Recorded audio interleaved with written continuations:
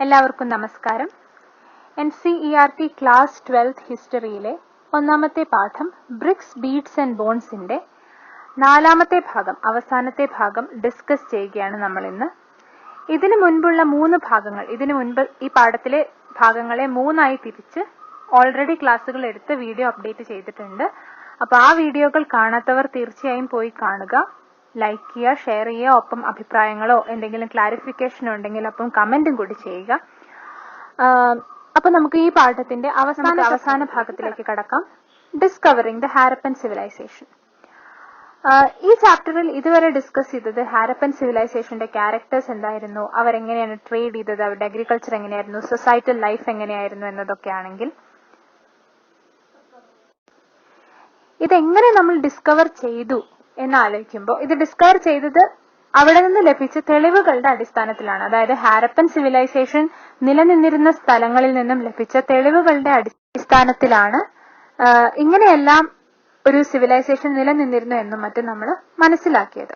ഇനി ഹാരപ്പൻ സിവിലൈസേഷന്റെ ഡിസ്കവറി, കണ്ടുപിടുത്തത്തെ പറ്റി പറയുമ്പോൾ അവിടെ ഒരു സ്റ്റോറി ഉണ്ട്, അതാണ് ഇനി പറയാൻ പോകുന്നത്. അപ്പോൾ ഹാരപ്പൻ സിവിലൈസേഷനിൽ നിന്ന് കിട്ടിയ എവിഡൻസുകൾ ഉപയോഗിച്ച് നമ്മൾ ആർക്കിയോളജിസ്റ്റുകൾ ഇതെല്ലാം പറയുന്നു, ഇങ്ങനെയൊക്കെ സംഭവിച്ചു എന്ന് പറയുന്നു. പക്ഷെ ഹാരപ്പൻ സിവിലൈസേഷൻ എന്നൊരു സിവിലൈസേഷൻ അവിടെ ഉണ്ടായിരുന്നു എന്നത് ആർക്കും അറിയുന്നുണ്ടായിരുന്നില്ല. കാരണം ഹാരപ്പൻ സിവിലൈസേഷൻ നശിച്ചതിന് ശേഷം when the cities fell into ruin, ആൾക്കാർ ആ സ്ഥലത്തെ പറ്റി ഗ്രാജുവലി മറന്നുപോയി. പിന്നീട് ആയിരക്കണക്കിന് വർഷങ്ങൾ എടുത്തു വീണ്ടും ജനങ്ങൾ അവിടെ വന്ന് താമസിക്കാനും അവിടെ കൃഷി ചെയ്യാനും അവിടെ ഒരു സെറ്റിൽമെന്റ് സിസ്റ്റം ഉണ്ടാക്കാനും പറ്റും. അപ്പൊ പിന്നീട് അവിടെ വന്ന ജനങ്ങൾക്ക് ഇവിടെ മുൻപൊരു സിവിലൈസേഷൻ ഉണ്ടായിരുന്നു എന്നതിനെ പറ്റി ബോധ്യമില്ല. അതുകൊണ്ട് തന്നെ അവർ അവിടെ നിന്ന് ഈ ഹാരപ്പൻ സിവിലൈസേഷന്റെ ആർട്ടിഫാക്ട്സ്, അവരുണ്ടാക്കിയ സീലുകളോ ആഭരണങ്ങളോ കുടങ്ങളോ അവരുടെ ബേക്ക്ഡ് ബ്രിക്സ് ഒക്കെ ഈ പണ്ട് അവിടെ ജീവിച്ചിരുന്ന ജനങ്ങൾക്ക്, അതായത് ഇന്ത്യയിലെ ജനങ്ങൾക്ക് കിട്ടിയിരുന്നെങ്കിൽ കൂടി അവരതിനെ ഒരു സ്ട്രേഞ്ച് ആർട്ടിഫാക്ട് ആയി കളക്ട് ചെയ്ത് വെച്ച് പോന്നു എന്നല്ലാതെ ചിലപ്പോൾ അവരുടെ വീടുണ്ടാക്കാൻ പഴയ ഈ ബേക്ക്ഡ് ബ്രിക്സ് ഒക്കെ ഉപയോഗിച്ചു എന്നല്ലാതെ അതിനൊരു ആർക്കിയോളജിക്കൽ ഇമ്പോർട്ടൻസ് ഉണ്ട് എന്നൊന്നും അവർ തിരിച്ചറിഞ്ഞില്ല. ഈവൻ ഇന്ത്യയിലെത്തിയ ആർക്കിയോളജിസ്റ്റുകൾ, ഇത് സ്വാതന്ത്ര്യം കിട്ടുന്നതിന് മുൻപാണ്, ആ കാലഘട്ടത്തിൽ ഇന്ത്യയിലെത്തിയ ബ്രിട്ടീഷ് ആർക്കിയോളജിസ്റ്റുകൾക്ക് പോലും ഇവിടെ ഈ ഇങ്ങനെ ഒരു സിവിലൈസേഷൻ ഉണ്ടായിരുന്നു എന്നോ അങ്ങനെ ഒരു ഇമ്പോർട്ടൻസ് ഈ സ്ഥലത്തിനുണ്ടോ എന്നോ മനസ്സിലായിരുന്നില്ല. അടുത്ത സബ് ഹെഡിങ് അതാണ് പറയുന്നത്, കണ്ണിങ്ഹാംസ് കൺഫ്യൂഷൻ. അപ്പൊ കണ്ണിങ്ഹാം എന്ന് പറഞ്ഞ ഒരു ബ്രിട്ടീഷ് ആർക്കിയോളജിസ്റ്റ് ആയിരുന്നു. He was the first director general of archaeological survey of India, ASI, archaeological survey of ഇന്ത്യക്ക് സ്റ്റാൻഡ് ചെയ്യുന്നു. ASIയുടെ ആദ്യത്തെ ഡയറക്ടർ ജനറൽ ആയ കണ്ണിങ്ഹാം ഇവിടെ എത്തിയിട്ട് അദ്ദേഹം ആർക്കിയോളജിയിൽ വളരെ ശ്രദ്ധാലുവായിരുന്നു, ഇതിൽ വളരെ ഇൻട്രസ്റ്റഡ് ആയിരുന്നു. അദ്ദേഹം ആർക്കിയോളജിയെ പറ്റി പഠിച്ചത് പക്ഷെ റിട്ടൺ വേർഡ്സിലൂടെയാണ്. റിട്ടൺ വേർഡ്സ് എന്ന് വെച്ചാൽ ടെക്സ്റ്റ്സ് ആൻഡ് ഇൻസ്ക്രിപ്ഷൻസ്, എഴുതി വെച്ചിരിക്കുന്ന വാക്കുകളിലാണ് അദ്ദേഹം ആർക്കിയോളജിയെ പറ്റി പഠിച്ചത്. അപ്പൊ അദ്ദേഹം ആർക്കിയോളജിയെ പറ്റി പഠിക്കുന്ന സമയത്ത് ഇന്ത്യൻ ഹിസ്റ്ററിയെ പറ്റി, ഇന്ത്യയിൽ എങ്ങനെയാണ് ജനങ്ങളും ജീവിതങ്ങളും തുടങ്ങി എന്നതിനെ പറ്റി അദ്ദേഹം പഠിക്കുന്നത് മുൻപ് എഴുതി വെച്ച ഹിസ്റ്ററി വായിച്ചു നോക്കുമ്പോൾ ഇന്ത്യയിൽ വന്ന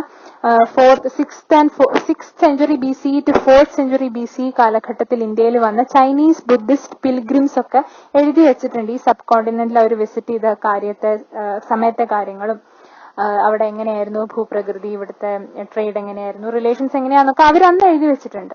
അത് നോക്കിയിട്ടാണ് കണ്ണിങ്ഹാം ഇന്ത്യയുടെ ഹിസ്റ്ററിയെ പറ്റി പഠിച്ചതും അദ്ദേഹം അസ്യൂം ചെയ്തതും ഇന്ത്യൻ ഹിസ്റ്ററി ആ കാലഘട്ടത്തിൽ, അതായത് 4th and 7th century കാലഘട്ടത്തിലാണ് ഇന്ത്യൻ ഹിസ്റ്ററി സ്റ്റാർട്ട് ചെയ്തത് എന്നൊക്കെ കണ്ണിങ്ഹാം അസ്യൂം ചെയ്തു. അദ്ദേഹം ഒരു നിഗമനത്തിലെത്തി.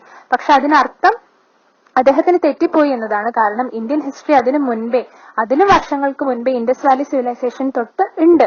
പക്ഷെ Cunningham even he got some artifacts from Harappan civilization. Like കണ്ണിങ്ഹാമിന് ചില ഇംഗ്ലീഷ് മെൻ ഈ ഹാരപ്പൻ സിവിലൈസേഷനിലുള്ള സീലോ മറ്റോ ഗിഫ്റ്റ് കൊടുത്തപ്പോ കൂടി കണ്ണിങ്ഹാം എന്ത് ചെയ്തു എന്ന് വെച്ചാൽ ഈ ആർട്ടിഫാക്റ്റിനെ അദ്ദേഹത്തിന് അറിയുന്ന ആ കാലഘട്ടം ഉണ്ടല്ലോ, അതായത് ചൈനീസ് പിൽഗ്രിംസ് ഒക്കെ പുസ്തകത്തിൽ എഴുതി വെച്ചിരുന്ന 6th century to 4th century BC കാലഘട്ടത്തിലേക്ക് ഫിറ്റ് ഇൻ ചെയ്യുകയാണ് അദ്ദേഹം ചെയ്തത്.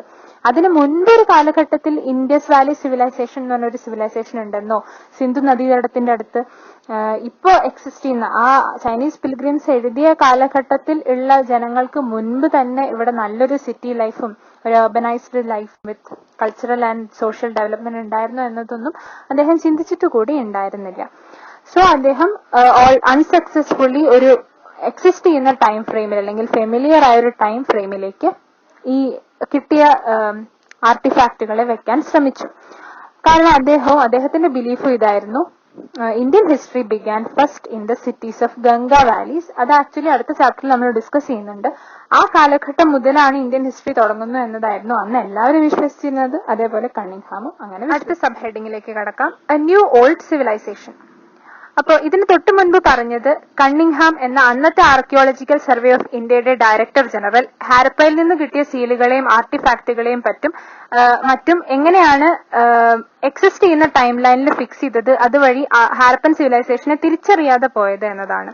പിന്നീട് 20th സെഞ്ചുറി ആയപ്പോഴേക്കും ഇന്ത്യൻ ആർക്കിയോളജിസ്റ്റുകളായ ദയാറാം സാഹ്നി, രഖൽദാസ് ബാനർജി തുടങ്ങിയവർ ഹാരപ്പയിൽ നിന്ന് കിട്ടുന്ന ആർട്ടിഫാക്ട്സ് വേറൊരു സിവിലൈസേഷന്റെ ആണെന്നും ഒരുപാട് മുൻപ് ഏർലി ഹിസ്റ്റോറിക് ലെവലിനും മുൻപ് അറിഞ്ഞ ഏർലി ഹിസ്റ്റോറിക് ലെവലിനും മുൻപുള്ള കാലഘട്ടത്തിലെയാണ് ഇവ എന്നും ആദ്യമായി തിരിച്ചറിഞ്ഞത്. ദയാറാം സാഹ്നിയാണ് ഹാരപ്പയിൽ നിന്ന് ലഭിക്കുന്നവ ഒരുപാട് മുന്നത്തെയാണെന്ന് തിരിച്ചറിഞ്ഞതെങ്കിൽ രഖൽദാസ് ബാനർജി മോഹൻജദാരോയിലെ സീലുകളെ പറ്റി പഠിക്കുകയും ഇവ ഹാരപ്പയിലെ സീലുകൾക്ക് സിമിലർ ആണെന്ന് തിരിച്ചറിയുകയും ഇവയെല്ലാം ഒരൊറ്റ ആർക്കിയോളജിക്കൽ കൾച്ചറിന്റെ ഭാഗമാണെന്ന് മനസ്സിലാക്കുകയും ചെയ്തു. ഇവരെ എല്ലാവരുടെയും പഠനത്തിന് മുകളിലായിട്ട് അന്നത്തെ ആർക്കിയോളജിക്കൽ സർവേ ഓഫ് ഇന്ത്യയുടെ ഡയറക്ടർ ജനറൽ, കണ്ണിങ്ഹാമിന് ശേഷം വന്ന director general John Marshall Indus valley civilisation എന്നൊരു സിവിലൈസേഷൻ എക്സിസ്റ്റ് ചെയ്തു എന്ന് ലോകത്തിനോട് പറയുകയുണ്ടായി. കാരണം ഈ ഇൻഡസ് വാലി സിവിലൈസേഷനെ പറ്റി വളരെ നല്ലൊരു പഠനം, കണ്ണിങ്ഹാമിന് പറ്റാത്ത രീതിയിൽ ഒരു നല്ല പഠനം നടത്തിയത് ജോൺ മാർഷലാണ്. അപ്പൊ എസ് എൻ റോയ് ജോൺ മാർഷലിനെ പറ്റി നോട്ട് ചെയ്തത് എന്തെന്നാൽ, John marshal left India 3000 years older than he had found Har. ഇതിനർത്ഥം എസ് എൻ റോയ് ഒരു നോട്ടബിൾ ആർക്കിയോളജിസ്റ്റ് ആയിരുന്നു ഇന്ത്യയിലെ. അദ്ദേഹത്തിന്റെ പുസ്തകത്തിലാണ് ഇങ്ങനെ എഴുതിയിരിക്കുന്നത്. ഇതിന്റെ അർത്ഥം ജോൺ മാർഷൽ ഇന്ത്യയിലേക്ക് എത്തിയ സമയത്ത് ഇന്ത്യയുടെ ഹിസ്റ്ററി എവിടെ നിന്നോ അതിൽ നിന്നും വളരെ വർഷങ്ങൾ പിറകിലേക്ക് ഇൻഡസ് വാലി സിവിലൈസേഷന്റെ കണ്ടുപിടുത്തത്തോടെ ഇന്ത്യയെ അദ്ദേഹത്തിന് എത്തിക്കാൻ സാധിച്ചു. അതുവഴി ഇന്ത്യയെ ഒരുപാട് പ്രായം കൂടുതലാക്കി എന്ന് സാഹിത്യപരമായി എഴുതിയിരിക്കുകയാണ് എസ് എൻ റോയ് അദ്ദേഹത്തിന്റെ പുസ്തകത്തിൽ. ഇനി എന്തൊക്കെയാണ് ജോൺ മാർഷലിന്റെ ടെക്നിക്സ് ഉണ്ടായിരുന്നത് എന്നത് എടുത്തു പറയുന്നുണ്ട് അടുത്ത പാരഗ്രാഫിലായി. ജോൺ മാർഷല് ഒരു ഇന്ത്യൻ ആർക്കിയോളജിക്ക് വലിയൊരു ചേഞ്ച് ആണ് ഉണ്ടാക്കിയത്. അദ്ദേഹം മുൻപ് ഗ്രീസിലും ക്രെട്ടയിലും മറ്റും വർക്ക് ചെയ്ത് വളരെ എക്സ്പീരിയൻസ്ഡ് ആയ ഒരു പ്രൊഫഷണൽ ആർക്കിയോളജിസ്റ്റ് ആയിരുന്നു അദ്ദേഹം. കണ്ണിങ്ഹാം അന്ന് എഴുതിയ ടെക്സ്റ്റുകളെയും ഇൻസ്ക്രിപ്ഷനെ പറ്റിയാണ് വായിച്ചിരുന്നത് എങ്കിൽ ജോൺ മാർഷൽ കൂടുതലും പാറ്റേൺസ് ഓഫ് എവറിഡേ ലൈഫിനെ പറ്റിയാണ് നോക്കിയിരുന്നത്. അദ്ദേഹം കണ്ടെത്തുന്ന ആർട്ടിഫാക്റ്റുകളെ പറ്റിയും പഠിച്ചിരുന്നു. അതേപോലെ തന്നെ എങ്ങനെയാണ് ഹാരപ്പൻ സിവിലൈസേഷനിലെ ആൾക്കാരുടെ എവറിഡേ ലൈഫ് എന്നതിനെ പറ്റി പഠിച്ചിരുന്നു.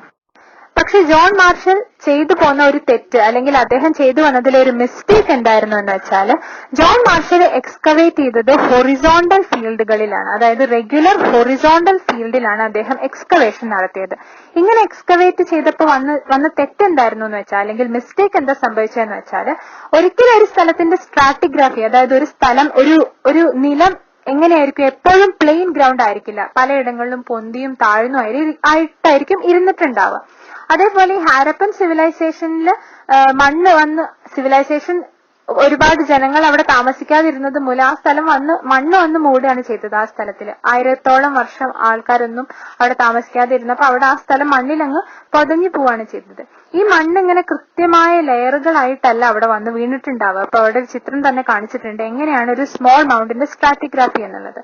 കൃത്യമായ ഹൊറിസോണ്ടൽ വരകളായിട്ടല്ല ഒരു സ്ഥലത്തെ സ്ട്രാറ്റിഗ്രാഫി ഇരിക്കുക. ചിലയിടങ്ങളിൽ പൊന്തിയും താഴ്ന്നും ആയിരിക്കും ഒരു സ്ഥലത്തിന്റെ സ്ട്രാറ്റിഗ്രാഫി ഇരിക്കുക.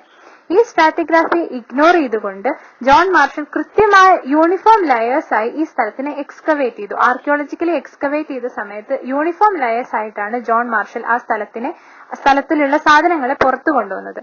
ഇതുകൊണ്ട് സംഭവിച്ച മിസ്റ്റേക്ക് എന്തായിരുന്നു എന്ന് വെച്ചാൽ, ഈ സ്ട്രാറ്റിഗ്രാഫിക്കൽ ലെയേഴ്സ് ആണ് ഓരോ ആർട്ടിഫാക്റ്റിന്റെയും കാലഘട്ടം അല്ലെങ്കിൽ അത് ഉണ്ടാക്കിയ സമയം ഒക്കെ നിശ്ചയിക്കാൻ സഹായിച്ചിരുന്നത്.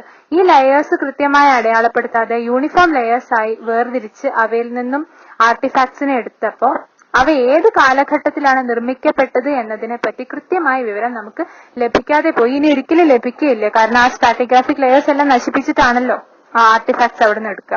അതുകൊണ്ട് തന്നെ വളരെ ഇമ്പോർട്ടന്റ് ആയ ഇൻഫർമേഷൻ നമുക്ക് ഇനി ഒരിക്കലും തിരിച്ചു കിട്ടാത്ത വിധം. അടുത്ത മെയിൻ സബ് ഹെഡിങ്ങിലേക്ക് പോകാം, new techniques and questions. John മാർഷലിന് ശേഷം വന്ന important director general of archaeological survey of India ആണ് REM വീലർ. 1944 അദ്ദേഹം ഡയറക്ടർ ജനറൽ ആയത്. അദ്ദേഹം വന്നതിന് ശേഷമാണ് ജോൺ മാർഷൽ വരുത്തി പോന്ന ഒരു മിസ്റ്റേക്ക്, അതായത് സ്ട്രാറ്റിഗ്രാഫി നോക്കാതെ ഒരു സ്ഥലത്തിനെ യൂണിഫോം സ്ട്രാറ്റിഗ്രാഫിയായി കൺസിഡർ ചെയ്ത് ആർട്ടിഫാക്ടുകളെ എക്സ്കവേറ്റ് ചെയ്യുക എന്ന മിസ്റ്റേക്കിനെ ക്ലാരിഫൈ ചെയ്തത് REM വീലർ എത്തിയതിനു ശേഷമാണ്. അദ്ദേഹം മനസ്സിലാക്കി ഒരു സ്ഥലത്തിന്റെ സ്ട്രാറ്റിഗ്രാഫി ഫോളോ ചെയ്യേണ്ടുന്നതും നെസസറി ആണ്. അവിടുത്തെ horizontally mechanically dig ചെയ്യുന്നതിനേക്കാളും stratigraphy follow ചെയ്ത് ഡിഗ് ചെയ്യുന്നതാണ് ശരിയായ രീതി എന്ന് മനസ്സിലാക്കിയത് REM വീലറാണ്. ഒപ്പം തന്നെ അദ്ദേഹം ഒരു എക്സ് ആർമി ബ്രിഗേഡിയർ ആയതുകൊണ്ട് തന്നെ മിലിറ്ററി പ്രിസിഷനോടുകൂടി വളരെ വ്യക്തതയോടുകൂടിയാണ് അദ്ദേഹം ആർക്കിയോളജിക്കലി അവിടെ എക്സ്കവേറ്റ് ചെയ്ത് പോകുന്നത്. അങ്ങനെയാണ് ഹാരപ്പൻ സിവിലൈസേഷന്റെ ആർക്കിയോളജി കുറച്ചുകൂടി നന്നായി, ആർക്കിയോളജിക്കൽ ഫാക്ട്സ് കുറച്ചുകൂടി നല്ല വ്യക്തതയോടുകൂടി നമുക്ക് ലഭിക്കാൻ തുടങ്ങിയത്. പിന്നീട് ഇന്ത്യക്ക് സ്വാതന്ത്ര്യം ലഭിക്കുന്നതോടുകൂടി ഹാരപ്പൻ സിവിലൈസേഷനിലെ മേജർ ഭാഗങ്ങളൊക്കെ, മേജർ സ്ഥലങ്ങളൊക്കെ തന്നെയും പാകിസ്ഥാന്റെ ഭാഗമായിട്ട് ചേരുകയാണ്. പാർട്ടീഷന് ശേഷം അവ പാകിസ്ഥാനിൽ ഉൾപ്പെടുന്ന ഭാഗങ്ങളായി മാറി. അപ്പൊ ഇന്ത്യൻ ആർക്കിയോളജിസ്റ്റുകൾക്ക് ഹാരപ്പൻ സിവിലൈസേഷന്റെ ഭാഗമായ ഏതെങ്കിലും സൈറ്റ് ഇന്ത്യയിലുണ്ടോ എന്ന് അവർ സെർച്ച് ചെയ്യാൻ തുടങ്ങി. ഇതിന്റെ ഭാഗമായിട്ട് കച്ചിലും പഞ്ചാബിലും ഹരിയാനയിലൊക്കെ അവർ ഒരുപാട് എക്സ്പ്ലോറേഷൻസ് നടത്തി. അങ്ങനെ പഞ്ചാബിലും ഹരിയാനയിലൊക്കെ ഒരു വലിയ ലിസ്റ്റ് ഓഫ് ആർക്കിയോളജിക്കൽ സൈറ്റ്സ് തന്നെ അവർക്ക് കണ്ടെത്താൻ സാധിച്ചിട്ടുണ്ട്. കാലിബംഗൻ, ലോത്തൽ, രാഖി ഗാർഹി, ദൊളവീര, ഏറ്റവും പുതിയതായി ഡിസ്കവർ ചെയ്തത് ദൊളവീരയാണ് ഈ ലിസ്റ്റിലേക്ക്. ഈ സൈറ്റുകളെല്ലാം ഇന്ത്യയുടെ സ്വാതന്ത്ര്യ ലബ്ധിക്ക് ശേഷം ഡിസ്കവർ ചെയ്ത ഹാരപ്പൻ സിവിലൈസേഷനിലെ സൈറ്റുകളാണ്. ഇനിയും ഡിസ്കവറി കണ്ടിന്യൂ ചെയ്തുകൊണ്ടേയിരിക്കുന്നു. പുതിയ ആർട്ടിഫാക്ട്സും ഇത്തരത്തിലുള്ള ഹാരപ്പൻ സിവിലൈസേഷനുമായി ബന്ധപ്പെട്ട സ്ഥലങ്ങളും മറ്റും ഇപ്പോഴും കണ്ടുപിടിച്ചുകൊണ്ടേയിരിക്കുന്നുണ്ട്. ഈ അടുത്തായാണ് ഹാരപ്പൻ സിവിലൈസേഷനിലെ ഏറ്റവും വലിയ ഏരിയ രാഖി ഗാർഹി എന്ന ഗുജറാത്തിലെ ഏരിയ മറ്റും ഡിസ്കവർ ചെയ്തത്. ഇതൊക്കെ ഇതിന്റെ രാഖി ഗാർഹിയാണ് ഏറ്റവും വലിയ ഏരിയ എന്നുള്ളതൊക്കെ ഈ അടുത്തായാണ് കണ്ടുപിടിച്ചത്. അതായത് ഹാരപ്പൻ സിവിലൈസേഷനുമായിട്ട് റിലേറ്റഡ് ആർക്കിയോളജിക്കൽ എക്സ്കവേഷൻ ഇപ്പോഴും നടന്നു പോരുന്നുണ്ട് എന്നാണ് അതിൽ നിന്ന് മനസ്സിലാക്കാൻ സാധിക്കുന്നത്. ഇവിടെ എത്തുന്ന ആർക്കിയോളജിസ്റ്റുകൾ പല കാര്യങ്ങളാണ് പഠിക്കുന്നത്. ചിലരാണെങ്കിൽ ഈ ആർട്ടിഫാക്ടുകളെ ഉപയോഗിച്ച് അവരുടെ കൾച്ചറൽ സീക്വൻസ് എങ്ങനെയാണ്, ആർട്ടിഫാക്ടുകളുടെ സീക്വൻസ് എന്താണ്, ഇതിൽ നിന്ന് എന്താണ് മനസ്സിലാക്കാൻ പറ്റുന്നത് എന്നാണ് ചില ആർക്കിയോളജിസ്റ്റുകൾക്ക് ഇൻട്രസ്റ്റിംഗ് ആയി തോന്നുന്നതെങ്കിൽ മറ്റു ചിലർ ഈ ലൊക്കേഷൻ പല സ്ഥലങ്ങളിലായി എന്തുകൊണ്ട് ഇവ ലൊക്കേറ്റ് ചെയ്യുന്നു എന്നതിന്റെ ലോജിക്കിനെ പറ്റിയാണ് അന്വേഷിക്കുന്നത്. ചിലരാകട്ടെ ഈ ആർട്ടിഫാക്ടുകളുടെ ഫംഗ്ഷനിങ്, ഏത് രീതിയിലാണ് ഈ ആർട്ടിഫാക്ടുകൾ ഉപയോഗിച്ചിട്ടുണ്ടാവുക, ഈ കാണുന്ന സാധനങ്ങളൊക്കെ എന്തെല്ലാം കാര്യങ്ങൾക്കാണ് അവർ നിർമ്മിച്ചിട്ടുണ്ടാവുക, ഉപയോഗിച്ചിട്ടുണ്ടാവുക എന്നതിനെ പറ്റിയാണ് മറ്റു ചില ആർക്കിയോളജിസ്റ്റുകൾ പഠിക്കുന്നത്. 1980 ശേഷം ആർക്കിയോളജിക്കലി സ്റ്റഡി ചെയ്യാനും മറ്റുമായിട്ടുള്ള ഒരുപാട് പുതിയ എക്യുപ്മെന്റ്സ് ഒക്കെ ഡെവലപ്പ് ചെയ്ത് വന്നിട്ടുണ്ട്. മോഡേൺ സയന്റിഫിക് ടെക്നിക്സ് ഡെവലപ്പ് ചെയ്ത് വന്നിട്ടുണ്ട്. ഈ ടെക്നിക്സ് ഒക്കെ ഉപയോഗിച്ചിട്ട് ഹാരപ്പൻ സൈറ്റിൽ നിന്ന് ലഭിച്ച clay, stone, metal, plant and animal റിമെയിൻസിനെയൊക്കെ വളരെ മൈന്യൂട്ടായി അനലൈസ് ചെയ്തുകൊണ്ടിരിക്കുകയാണ്. ഇനി പറയാൻ പോകുന്നത് അടുത്ത main sub heading problems of piecing together the past. ഇപ്പൊ നമ്മൾ പറഞ്ഞു ആർക്കിയോളജിസ്റ്റുകൾ എങ്ങനെയാണ് ഹാരപ്പൻ സിവിലൈസേഷനെ പറ്റി കണ്ടെത്തിയത്. ഈ കണ്ടെത്തലിന് ഇമ്പോർട്ടന്റ് പ്ലേസസ് വഹിച്ച ആർക്കിയോളജിസ്റ്റുകൾ both British as well as Indian ആർക്കിയോളജിസ്റ്റുകളെ പറ്റിയൊക്കെ പറഞ്ഞു. ഇവരെങ്ങനെയാണ് ഇവയെ അനലൈസ് ചെയ്യുന്നതെന്നും അനലൈസ് ചെയ്യുന്നതിലുള്ള പ്രശ്നങ്ങൾ എന്തൊക്കെയാണെന്നുമാണ് ഇനി പറയാൻ പോകുന്നത്. അതായത് നമ്മൾ ഓൾറെഡി പറഞ്ഞു ഹാരപ്പൻ സ്ക്രിപ്റ്റ് നമുക്ക് ഇതുവരെ വായിക്കാൻ സാധിച്ചിട്ടില്ല. അതുകൊണ്ട് ഹാരപ്പൻ സിവിലൈസേഷനിൽ നിന്ന് ലഭിക്കുന്ന മെറ്റീരിയലിസ്റ്റിക് എവിഡൻസ്, അവിടെ നിന്ന് കിട്ടുന്ന പാത്രങ്ങളാവട്ടെ, പ്രതിമകളാവട്ടെ, മറ്റ് എവിഡൻസ്, അവ ബേക്ക്ഡ് ബ്രിക്സ് പോലുള്ള എവിഡൻസുകൾ ഉപയോഗിച്ചാണ് ഹാരപ്പൻ ലൈഫിനെ റീകൺസ്ട്രക്ട് ചെയ്യാൻ ആർക്കിയോളജിസ്റ്റുകൾ ശ്രമിക്കുന്നത്. അങ്ങനെ റീകൺസ്ട്രക്ട് ചെയ്യുന്ന സമയത്തുള്ള പ്രോബ്ലംസ് എന്തൊക്കെയാണെന്ന് പറയുന്നത്. ഒന്നാമത്തെ പ്രോബ്ലം, ഇപ്പൊ അവിടുന്ന് ലഭിക്കുന്ന സാധനങ്ങളൊക്കെ എത്രയോ വർഷം, ഒരു 1000, 2000, 3000 വർഷം പഴക്കമുള്ള സാധനങ്ങളെല്ലാം എത്ര എണ്ണം ഇപ്പോഴും നിലനിൽക്കുന്നുണ്ടാവും? കല്ലോ അല്ലെങ്കിൽ വുഡോ അല്ലെങ്കിൽ ബേൺഡ് ക്ലേ ഒക്കെയാണ്. വുഡ് പോലെ അത്രയും കാലഘട്ടം നിലനിൽക്കില്ല. ബേൺഡ് ക്ലേ, മെറ്റൽസ്, സ്റ്റോൺ, ഇതൊക്കെയാണ് ഇത്രയും കാലം സർവൈവ് ചെയ്യുക. ബാക്കിയുള്ളവയൊക്കെ ഡീകമ്പോസ് ചെയ്ത് പോകുന്നുണ്ടാവും. അതുകൊണ്ട് തന്നെ ഓർഗാനിക് മെറ്റീരിയൽസ് ആയ ക്ലോത്ത്, ലെതർ, വുഡ് ഇതൊക്കെ അവർ ഉപയോഗിച്ചിരുന്നോ ഇല്ലയോ എന്നുള്ളതിനെ പറ്റി ഇൻഫർമേഷൻ നമുക്ക് ഡയറക്റ്റ് ആയിട്ട് ലഭിക്കില്ല. കാരണം അതൊന്നും പ്രിസർവ് ചെയ്ത് അവിടെ വെച്ചിട്ടില്ല. പ്രിസർവ് ചെയ്യാൻ അവർ പ്രിസർവ് ചെയ്ത് വെക്കുകയല്ല, അവിടെ പ്രിസർവ്ഡ് ആയി അവയൊന്നും ഇരിക്കുന്നില്ല. അതൊക്കെ ഡീകമ്പോസ് ചെയ്ത് പോയിട്ടുണ്ടാകും. അതൊരു പ്രോബ്ലമാണ്. രണ്ടാമത്തെ പ്രോബ്ലം എന്ന് പറഞ്ഞാൽ അവിടുന്ന് കിട്ടുന്ന സാധനങ്ങളൊക്കെ, അതായത് നമുക്കിപ്പോ ഒരു സീല് കിട്ടിയെങ്കിൽ അതൊരു ബ്രോക്കൺ സീലായിരിക്കും. ഒരു സ്കൾപ്ചർ കിട്ടിയിട്ടുണ്ടെങ്കിൽ അത് ബ്രോക്കൺ ആയിരിക്കും. കാരണം അതൊക്കെ ത്രോ അവേ ചെയ്ത സാധനങ്ങൾ, യൂസ്ലെസ് ആയ ഒബ്ജക്റ്റുകൾ ത്രോ അവേ ചെയ്തതായിരിക്കണം നമുക്ക് കിട്ടുന്നുണ്ടാവുക. അല്ലാത്തവയൊക്കെ അവർ എടുത്ത് അവർക്ക് ആവശ്യമുള്ള ആർട്ടിഫാക്ട് അല്ലെങ്കിൽ വാല്യുബിൾ ആയ തിങ്സ് ആയിരുന്നെങ്കിൽ അത് കയ്യിലെടുത്തിട്ടായിരിക്കണം ഹാരപ്പൻ സിവിലൈസേഷനിലെ ആൾക്കാർ അവിടുന്ന് മൈഗ്രേറ്റ് ചെയ്ത് പോയത്. ഒരു തിയറി അങ്ങനെയാണല്ലോ. അപ്പൊ അങ്ങനെ അവരുടെ വാല്യൂബിൾ ആയ ആർട്ടിഫാക്റ്റുകൾ ഒന്നും അവിടെ ബാക്കിയില്ല. അഥവാ എന്തെങ്കിലും ബാക്കി ഉണ്ടെങ്കിൽ തന്നെ അത് അവര് പൂഴ്ത്തി വെച്ച, അതായത് ഹോർഡ് ചെയ്ത് വെച്ച നിധിയായിട്ടോ മറ്റോ ഹോർഡ് ചെയ്ത് വെച്ച എന്തെങ്കിലും ആണ്. ആക്സിഡന്റ് ആയിട്ട് എടുക്കാൻ മറന്നുപോയ ചിലവയൊക്കെ ആയിരിക്കണം നമുക്ക് കിട്ടുന്നുണ്ടാവും, വാല്യുബിൾ ആയ സാധനങ്ങൾ. അപ്പൊ അവര് ഉപയോഗിച്ചിരുന്ന സാധനങ്ങൾ എന്തൊക്കെയാണെന്ന് കൃത്യമായ ഒരു അസംഷൻ നമുക്ക് നടത്താൻ സാധിക്കില്ല. കാരണം അവര് ഉപയോഗിച്ച് കേടുവന്നു പോയതോ അല്ലെങ്കിൽ അവർ എടുക്കാൻ മറന്നുപോയതോ ആയ സാധനങ്ങൾ മാത്രമേ ഹാരപ്പയിൽ നമുക്ക് ലഭിക്കുന്നുള്ളൂ, ആർട്ടിഫാക്റ്റ് ആയിട്ട് കിട്ടുന്നുള്ളൂ. അവർ എഴുതി വെച്ചിരിക്കുന്നത് എന്തെന്ന് നമുക്ക് ഇതുവരെ മനസ്സിലായിട്ടില്ല. ഇനി ലഭിക്കുന്ന സാധനങ്ങളാകട്ടെ ഈ ഇത്രയും കാലപ്പഴക്കത്തെ അതിജീവിക്കാൻ സാധിക്കുന്ന സാധനങ്ങൾ, മണ്ണുകൊണ്ടുണ്ടാക്കിയതോ അല്ലെങ്കിൽ കല്ലുകൊണ്ടുണ്ടാക്കിയതോ മറ്റോ ആയ സാധനങ്ങൾക്ക് മാത്രമേ നിലനിൽപ്പുള്ളൂ. ബാക്കിയുള്ളവയൊക്കെ നശിച്ചു പോയിട്ടും ഉണ്ടാകാം. അതുകൊണ്ട് തന്നെ കൃത്യമായൊരു ഇൻഫർമേഷൻ നമുക്ക് ഇവയിൽ നിന്ന് അത്ര അധികം ലഭിക്കാൻ സാധ്യതയില്ല. ഇനി ഇപ്പൊ ലഭിക്കുന്ന ഇൻഫർമേഷൻ, അതായത് ആർട്ടിഫാക്റ്റുകളിൽ നിന്ന് അനലൈസ് ചെയ്യുന്ന ഇൻഫർമേഷനെ ഇവർ കളക്ട് ചെയ്ത് അതിനെ ക്ലാസിഫൈ ചെയ്ത് വെക്കണം. എന്നാൽ മാത്രമേ അതൊന്നൊരു കൃത്യമായ പഠനം നടത്താൻ സാധിക്കുള്ളൂ. അതെങ്ങനെയാ ചെയ്യുന്നത് എന്നാണ് ക്ലാസിഫൈങ് ഫൈൻഡ്സ് എന്ന സബ് ഹെഡിങ്ങിൽ പറയുന്നത്. അതായത് ലഭിക്കുന്ന ആർട്ടിഫാക്റ്റുകളെ അവർ റിക്കവർ ചെയ്തതിനു ശേഷം അടുത്തതായി അവരതിനെ ക്ലാസിഫൈ ചെയ്ത് ഏത് കാലഘട്ടത്തിലാണ്, എന്താണ് അതിന്റെ ഫംഗ്ഷൻ, അവയെല്ലാം ക്ലാസിഫൈ ചെയ്യുന്നതോടുകൂടിയാണ് അവയെ അനലൈസ് ചെയ്യാൻ നമുക്ക് കൂടുതൽ ആർക്കിയോളജിസ്റ്റുകൾക്ക് കൂടുതൽ സാധിക്കുന്നത്. എങ്ങനെയാണ് ക്ലാസിഫൈ ചെയ്യുന്നത്? പല രീതിയിൽ ക്ലാസിഫൈ ചെയ്യാം. ചിലപ്പോ അത് ഏത് മെറ്റീരിയൽ ആണ് എന്നതനുസരിച്ചായിരിക്കും ക്ലാസിഫൈ ചെയ്യുന്നുണ്ടാവുക. സ്റ്റോൺ കൊണ്ടാണെങ്കിൽ ഒരു ഗ്രൂപ്പില്, മെറ്റൽ ആണെങ്കിൽ വേറെ, ബോൺ ആണെങ്കിൽ വേറെ, ഐവറി ആണെങ്കിൽ വേറെ, അങ്ങനെ ഒരു ക്ലാസിഫിക്കേഷൻ. അത് കുറച്ച് എളുപ്പമുള്ളൊരു ക്ലാസിഫിക്കേഷൻ ആണ്. ഇനി അതല്ല, വേറൊരു രീതിയിലെ ക്ലാസിഫിക്കേഷൻ ഇതിന്റെ ജോലി, ഫംഗ്ഷൻ എന്താണ് എന്നതനുസരിച്ചാണ്. ഫോർ എക്സാമ്പിൾ, ആർട്ടിഫാക്റ്റ് ഒരു ടൂൾ ആണെങ്കിൽ അത് ഒരു ഗ്രൂപ്പിൽ പെടുത്തും. ഇനി ഒരു ഓർണമെന്റ് ആണെങ്കിൽ ഒരു ഗ്രൂപ്പിൽ പെടുത്തും. അല്ലെങ്കിൽ ഏതെങ്കിലും അമ്പലത്തിലൊക്കെ റിച്വലിസ്റ്റിക് യൂസിന് വേണ്ടിയിട്ടാണ് ഉപയോഗിച്ചിരുന്നതെങ്കിൽ ആ ഗ്രൂപ്പിൽ പെടുത്തും. അങ്ങനെയാകാം ക്ലാസിഫിക്കേഷൻ. ഈ രണ്ടാമത്തെ രീതിയിൽ ക്ലാസിഫിക്കേഷൻ ബുദ്ധിമുട്ടാണ്. കാരണം അവർ എന്തിനു ഉപയോഗിച്ചു എന്നത് നമുക്ക് ഗസ് ചെയ്യാൻ മാത്രമേ സാധിക്കുള്ളൂ. അതെങ്ങനെ ഗസ് ചെയ്യുന്നു എന്ന് വെച്ചാൽ പ്രസന്റ് ഡേ തിങ്സ്, ഇപ്പോൾ ഒരു ബീഡിന്റെ രൂപത്തിലുള്ള ഒരു സാധനം കിട്ടുകയാണെങ്കിൽ അത് ഉറപ്പായിട്ട് ഓർണമെന്റ് ഉണ്ടാക്കാൻ വേണ്ടി ഉപയോഗിക്കുന്നതാണ് എന്ന് പ്രസന്റ് ഡേയിൽ നമുക്കറിയാം. അപ്പോൾ പാസ്റ്റിലും അങ്ങനെ ആയിരിക്കും നമ്മൾ അസ്യൂം ചെയ്യുന്നു. അങ്ങനെ ആ ഗ്രൂപ്പിൽ പെടുത്തുന്നു. എനിക്ക് ഒരു പാത്രമാണ് കിട്ടുന്നെങ്കിൽ ഒരു പക്ഷേ അട്ടൻസിൽ, ഒരു വീട്ടിൽ ഉപയോഗിക്കുന്ന അട്ടൻസിലാവാം, അല്ലെങ്കിൽ റിച്വലിസ്റ്റിക് യൂസ് ആവാം. അങ്ങനെ ആ ഗ്രൂപ്പിൽ പെടുത്തുന്നു. അങ്ങനെയാണ് ആർക്കിയോളജിസ്റ്റുകൾ ഇവയെ ക്ലാസിഫൈ ചെയ്യുന്നത്. കൂടാതെ ആർക്കിയോളജിസ്റ്റ് ഇത് എവിടെ നിന്നാണ് ലഭിക്കുന്നത്? അതായത് ഈ ആർട്ടിഫാക്റ്റിനെ നമുക്കൊരു ഡ്രെയിനിൽ നിന്നാണ് കിട്ടുന്നത്, ഒരു വീടിന്റെ ഉള്ളിൽ നിന്നാണ് കിട്ടുന്നത്, ഒരു ഗ്രേവിൽ നിന്നാണ് കിട്ടുന്നത്, അല്ലെങ്കിൽ ഒരു അമ്പലം പോലുള്ള ഒരു പ്രമിസിൽ നിന്നാണ് കിട്ടുന്നത്. ഇത് കൂടി വെച്ചിട്ടാണ് അവർ അനലൈസ് ചെയ്യുന്നത് ഇതിന്റെ ഉപയോഗം ഇന്നതാണ് എന്നുള്ളത്. അപ്പൊ ഈ രീതിയിലൊക്കെയാണ് ആർക്കിയോളജിസ്റ്റുകൾ അനലൈസ് ചെയ്യുന്നത് എങ്കിൽ കൂടി അവർക്ക് പൂർണ്ണമായ ഇൻഫർമേഷൻ കിട്ടാൻ സാധ്യതയില്ല. ഫോർ എക്സാമ്പിൾ, ഹാരപ്പൻ സിവിലൈസേഷനിൽ നിന്ന് കോട്ടന്റെ ഉപയോഗം ഉണ്ടെന്ന് കണ്ടെത്തിയിട്ടുണ്ട്. കോട്ടന്റെ ചെറിയ കഷ്ണങ്ങളൊക്കെ ചിലയിടങ്ങളായി പ്രിസർവ് ചെയ്ത് കിട്ടിയിട്ടുണ്ട്. എങ്കിൽ കൂടി അവരുടെ വസ്ത്രധാരണമൊക്കെ എങ്ങനെയായിരുന്നു എന്നതിനെ പറ്റി ഡയറക്റ്റ് ആയിട്ട് ഇൻഫർമേഷൻ കിട്ടാൻ ഒരു വഴിയില്ല. കാരണം അവരുടെ ചിത്രങ്ങളോ അന്ന് ജീവിച്ചിരുന്ന ആൾക്കാരുടെ വസ്ത്രധാരണത്തെ പറ്റിയിട്ടുള്ളതൊന്നും നമുക്ക് കിട്ടിയിട്ടില്ല. അപ്പൊ ഇൻഡയറക്റ്റ് എവിഡൻസ് ആണ് അവിടെയൊക്കെ ഉപയോഗിക്കുക. ഇൻഡയറക്റ്റ് എവിഡൻസ് എന്ന് വെച്ചാൽ അവരായിട്ട് വരച്ചു വെച്ച ചിത്രങ്ങളാകാം, അല്ലെങ്കിൽ സ്കൾപ്ചേഴ്സ് ആകാം. ഇപ്പോ ഹാരപ്പൻ സിവിലൈസേഷനിൽ നിന്ന് കിട്ടിയ സ്കൾപ്ചറൊക്കെ അനലൈസ് ചെയ്ത് കഴിഞ്ഞാൽ അവരുടെ വസ്ത്രധാരണം, അതിലെ ഡിസൈനിങ്, ഓർണമെന്റ്സ്, ഇവയൊക്കെ പറ്റി ചെറിയ ഇൻഫർമേഷൻ കിട്ടാൻ സാധ്യതയുണ്ട്. ഇതും ഹാരപ്പൻ സിവിലൈസേഷൻ അനലൈസ് ചെയ്യുന്ന ഇൻഫർമേഷനെ ക്ലാസിഫൈ ചെയ്യുന്ന ഒരു രീതിയാണ്. ആർക്കിയോളജിസ്റ്റുകൾ എല്ലാവരും ഉദ്ദേശിക്കുന്നത് ഒരു കാര്യത്തിനാണ്, ഒരു ഫ്രെയിം ഓഫ് റെഫറൻസ് ഉണ്ടാക്കുക. നമ്മുടെ കണ്ണിങ്ഹാം ആ ഭാഗത്തിൽ നമ്മൾ പറഞ്ഞു, ഒരു ഫ്രെയിം ഓഫ് റെഫറൻസ് കണ്ണിങ്ഹാം സൃഷ്ടിച്ചത് ഹാരപ്പൻ സിവിലൈസേഷനിലല്ല. അതായത് കണ്ണിങ്ഹാമിന് ലഭിച്ച ഹാരപ്പൻ സീലുകളെ അദ്ദേഹം വെച്ച ഫ്രെയിം ഓഫ് റെഫറൻസ് ഏതായിരുന്നു?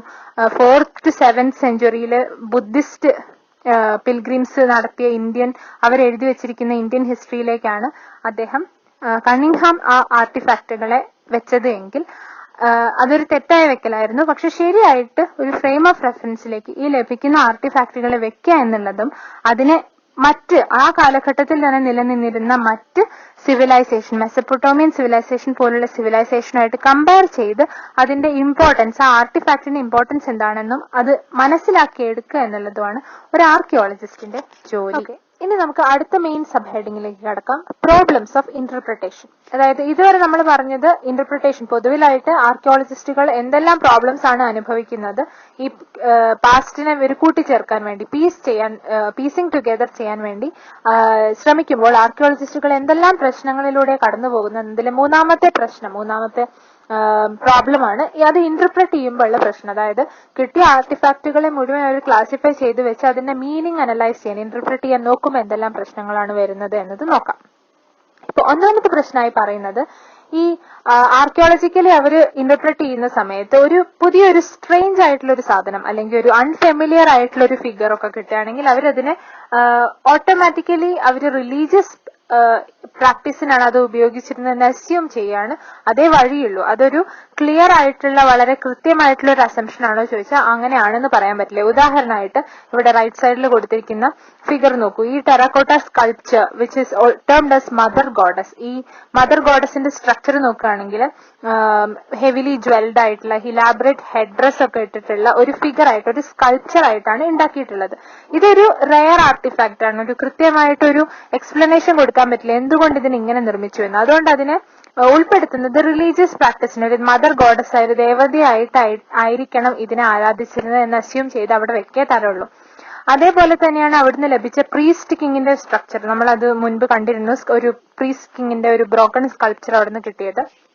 ഈ പ്രീസ്റ്റ് കിങ്ങിന്റെ സ്കൾപ്ചർ ആണെങ്കിൽ കൂടിയിട്ട് അതിന്റെ ഫിഗറും ഇങ്ങനെ അനലൈസ് ചെയ്ത് അതിനെയും റിലീജിയസ് പ്രാക്ടീസിന് ഉപയോഗിച്ചിരുന്ന അല്ലെങ്കിൽ റിലീജിയസ് പ്രാക്ടീസ് നടത്തിയിരുന്ന ഒരാളുടെ രൂപം എന്ന് മാത്രമേ നമുക്ക് അസ്യൂം ചെയ്യാൻ സാധിക്കുകയുള്ളൂ. അതൊരു സ്ട്രെയിഞ്ച് സ്ട്രക്ചർ ആണ് എന്നുള്ളത് കൊണ്ട് തന്നെ.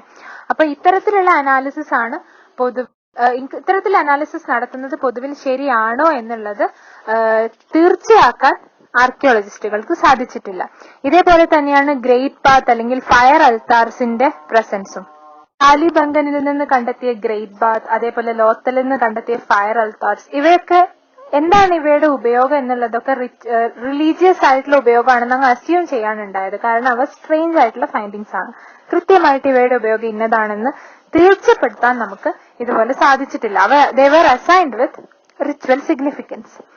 ഇതുപോലെ തന്നെ കണ്ടെത്തിയ ഒരുപാട് സാധനങ്ങളുണ്ട്. ഉദാഹരണമായിട്ട് കുറെ സീലുകൾ ഡെപിക്റ്റിംഗ് റിച്വൽ സീൻസ്, അതേപോലെ പ്ലാന്റ് മോട്ടീവ്സ്, അതായത് ഇലകളുടെ മറ്റും ചിത്രമുള്ളത്, അത് നേച്ചർ വർഷിപ്പിനായിരിക്കാം റെപ്രസെന്റ് ചെയ്യുന്നതെന്ന് കണക്ക് കൂട്ടുന്നു.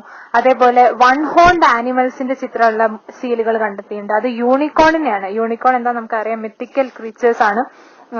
ശരിക്കും എക്സിസ്റ്റ് ചെയ്യുന്നില്ല, പക്ഷെ മിത്തോളജിക്കലി ആൾക്കാർ ആരാധിച്ചു പോകുന്ന ഒരു ഓർഗാനിസം ആയിട്ടുള്ള യൂണിക്കോൺ. അതേപോലെ ക്രോസ്ഡ് ലെഗ്ഡ് യോഗിക് പോസ്ചറും കണ്ടെത്തിയിട്ടുണ്ട് ചില സീലുകളിൽ. ആനിമൽസ് ആയി സറൗണ്ട് ചെയ്തിട്ടുള്ള ക്രോസ്ഡ് ലെഗ്ഡ് യോഗിക് പോസ്ചർ ഇവിടെ സൈഡിൽ ആ ഫിഗർ കൊടുത്തിട്ടുണ്ട്. പ്രോട്ടോ ശിവ എന്നാണ് അതിനെ നെയിം ചെയ്തിട്ടുള്ളത്. കാരണം ശിവനെ ആരാധിച്ചു പോന്നിരുന്നു അവർ എന്നൊരു അസംഷൻ, ശിവൻ എന്ന ദൈവത്തിനെ ആരാധിച്ചു പോന്നിരുന്നു എന്ന അസംഷനിൽ നിന്നും അത് പ്രോട്ടോ ശിവ ആണെന്നുള്ള ഒരു കൺസെപ്റ്റിലും ആർക്കിയോളജിസ്റ്റുകൾ എത്തിച്ചേർന്നിട്ടുണ്ട്. ഹിന്ദുയിസത്തിലെ ഒരു മേജർ ഡെയിറ്റി ആണ് അത് എന്നാണ് അവർ അണ്ടർസ്റ്റാൻഡ് ചെയ്തിട്ടുള്ളത്.